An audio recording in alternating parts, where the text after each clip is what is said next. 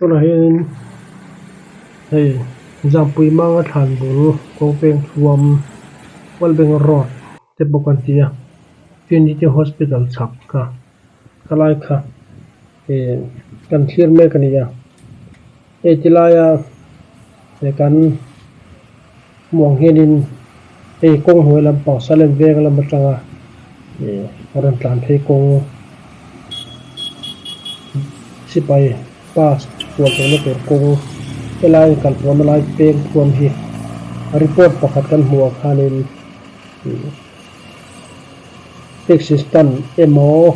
nem noi jorna vela wanga no tamayang khanin kan lo hmuh ma se alo ni lem lo sa chu apa ngai reng kin alo la banga alo tlan po reng mai ania chu Trinity thok te hianin min fil chianga chu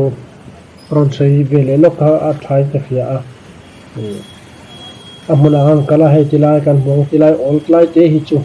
ti hian tu man mang le silawa tilai hanin tu hu la te kan pak thina tangkai view maya kong thang lam le kong thang lam pang tan pona na man po kha alo ni lem chuang silawa chu report a khanin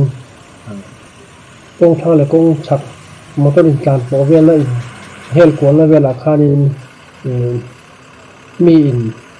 do ten simin texas tan aten manga kong khan noti khanin report kha ma se wa chanin an not chuwa ko ka yen hei ken ola to man mangai chuang lawa motor point chang ko kal chuang lawa ten an hom hala hui hian chung le ringot maya ken ol ta mai ni puyo mang reng khop mai chu kan ron sei ve le lokan chu ke mi mon hian